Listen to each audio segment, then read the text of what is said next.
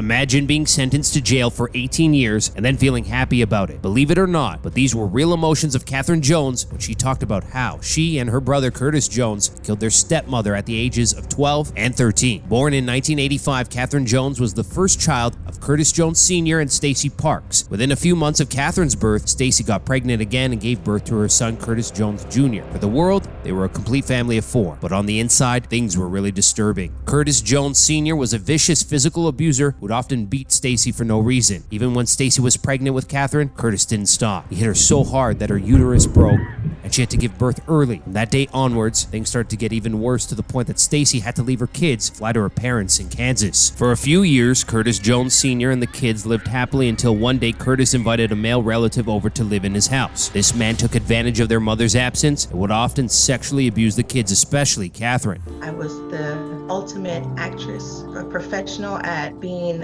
a A+ student, social butterfly, perfect kid on the outside, while inside dealing with the pain of the sexual abuse that I was experiencing from the age 5 to the date of my incarceration. When the kids reportedly told their mother, Stacy, what had happened, she immediately called the cops and an investigation was opened. The disturbing thing about the entire incident was that Curtis Sr. fully supported his relative instead of his kids. He told the child safety officer that it was a misunderstanding. During the investigation, it was also revealed that this relative had a history of petty crime and pedophilia. Even after this shocking revelation, the investigation was dropped due to a lack of evidence and the kids changing their story in order to be with each other. By 1999, Curtis Sr.'s girlfriend Sonia Nicole Spates also started living at the Joneses' house. She was a teaching assistant that had a bright and vibrant smile, but from the inside, she was just as monstrous as Curtis Sr. and his relative. She was aware of what was happening with the kids, but just like Curtis Sr., she didn't bat an eye. By this time, Catherine and Curtis Jr. decided they would do something about this and started planning to kill all the members in the house. I was like a dormant volcano, one that erupted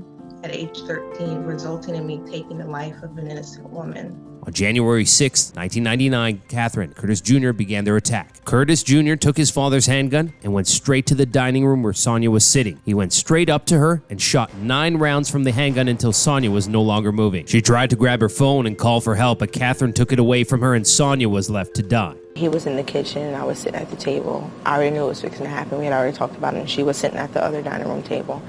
And he shot her in the chest, and she tried to grab the phone, and I went and took the phone. After Sonia was no longer moving, Catherine realized that they were in deep trouble. She took the gun from Curtis Jr., emptied out the remaining bullets, wiped the fingerprints off the gun, stormed out of the house. The cops later on caught them in the morning at 7 a.m. and the two were put into prison. During the trial, their defense attorney put forward the child abuse cases from previous years, but that didn't do much for the siblings. Prosecution portrayed them as jealous little monsters in front of the court and the world. Curtis Jr. was sentenced to 22 years in prison as he pleaded guilty for murdering Sonia, and Catherine was sentenced to 18 years in prison for assisting Curtis. However, Catherine requested that her brother be granted the same sentence as her, which the court approved. Curtis couldn't even comprehend what was happening, not to a true extent. Here's what he asked his child support officer.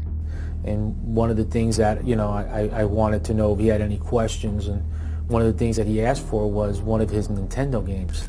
Curtis had no idea what he was about to face in prison.